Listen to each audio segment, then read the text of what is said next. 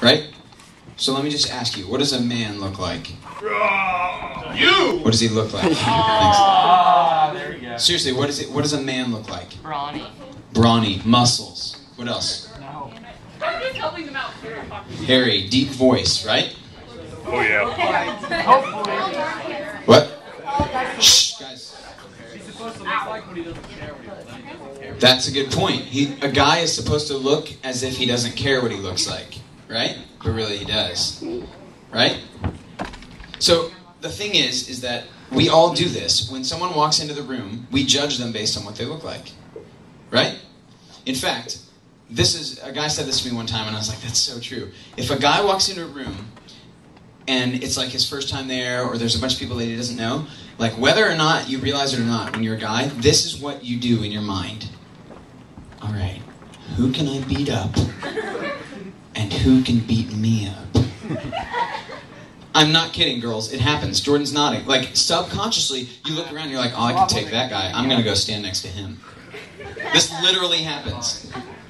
For girls, maybe it's similar. Is it like this, where you walk in and see like who's the cutest, and then you stand by the ugly girls? Does that happen? No? Okay. Okay. There are no ugly girls. That was a trick question. No, but this happens with guys, right? Hey, listen up, guys. Listen up. Let's pay attention just for a few minutes. I'm not going to talk for very long. You find the guys that you feel the least threatened by, right? And you stand next to them. Because it makes us feel better about who we are as men, right? Let's play this trailer. This is an example of what we're supposed to be as men, according to society.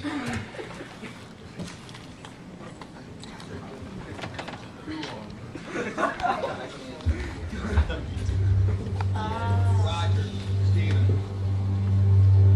Just give me a chance. Sorry, son. I'm saving your life.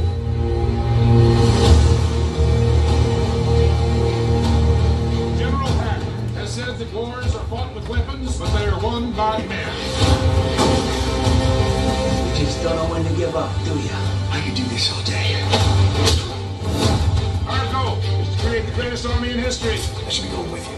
Look, I know you don't think I can do this. This isn't a back alley, Steve. It's war. Every army begins with one man. 5 tries in 5 different cities. I can offer you a chance. He will be the first in a new breed of super soldiers. Why me? Because the weak men lose the value of strength, lose the value of power. That wasn't so bad. That was penicillin. We are going to win this war because we have the best men. Now it's to start. Today, personally, escort Adolf Hitler to the gates of hell.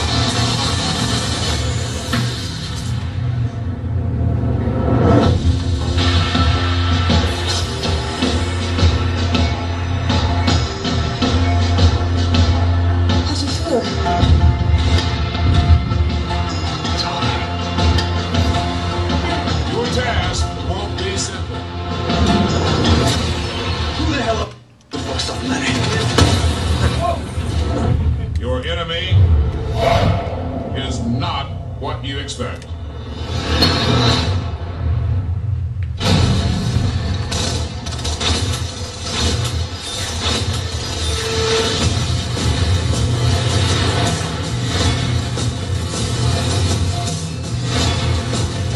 I can do this. This is why you were chosen.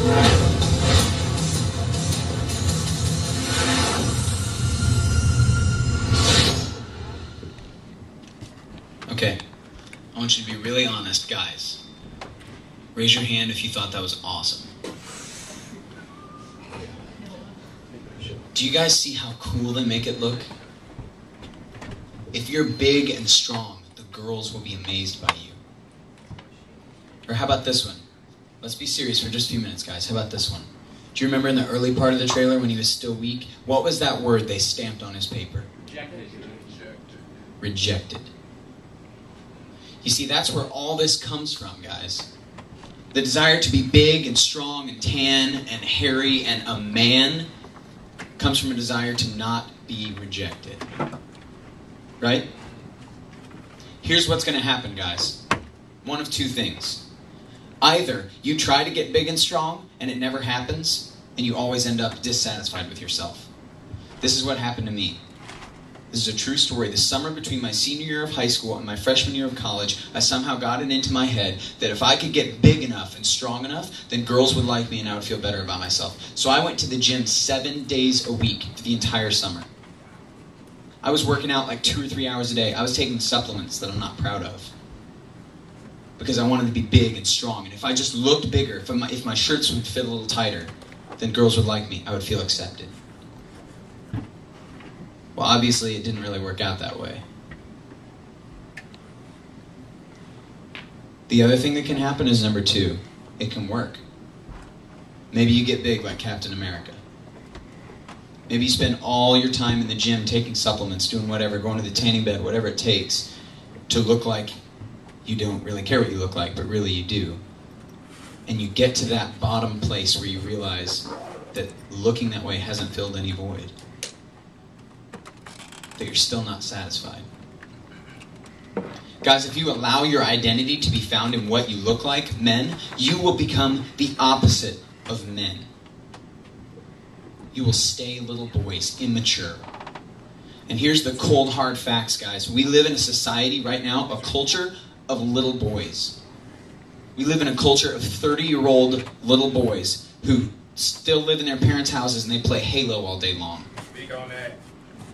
We don't live in a society where there are men that stand up and are responsible, that have courage and integrity. Because for them, it's more important that they look good. Right? Okay, ladies, I'm coming to you. What does a lady look like? Speak it out, come on. Skinny. Skinny. That's a huge one. Tall, right? Good hair. Good teeth. Big lips, good teeth. Perfect makeup. Cute clothes, right? All of these things. Are we ready for the second clip? This is what a girl looks like to our society. And if you don't look this way, there's something wrong with you, right? Let's play this clip. You're late. I know. I'm really sorry about it. And where is Paolo? Send in Paolo. Always provoked. Regina, buongiorno. My assistant, Gretchen and Helga. Good afternoon. We're so pleased you could make yourself available to be here.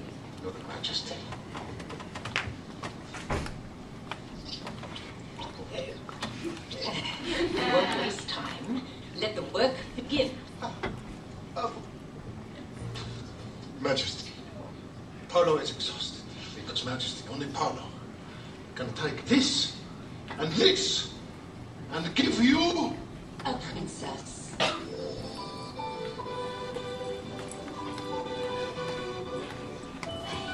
Okay, that's good.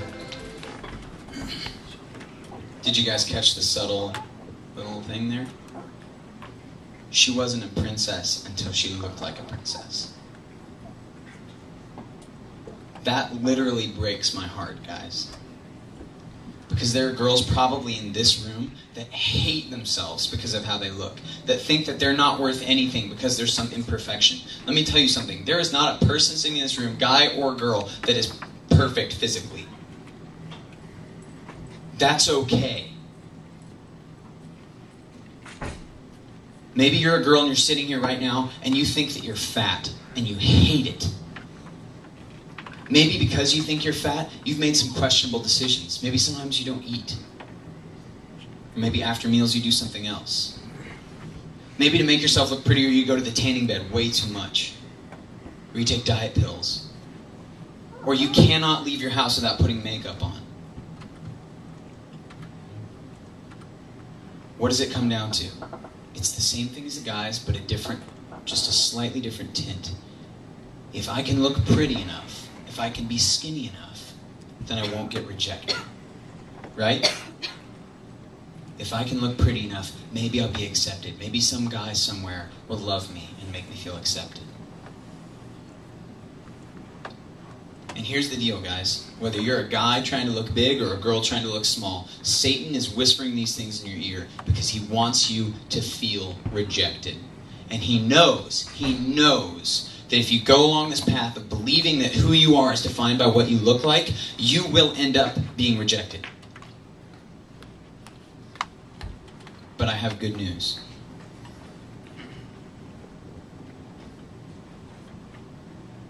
Ladies, if you know Christ, if you've accepted Jesus and have chosen to follow him, there's this amazing thing that's happened. It's called adoption. The Bible tells us that we are adopted into God's family, which means that each and every one of you ladies who are in here is a son, or is a daughter, of the King. What are daughters of the King? Each and every one of you ladies in here, if you know Christ, is a princess, and it does not matter what you look like.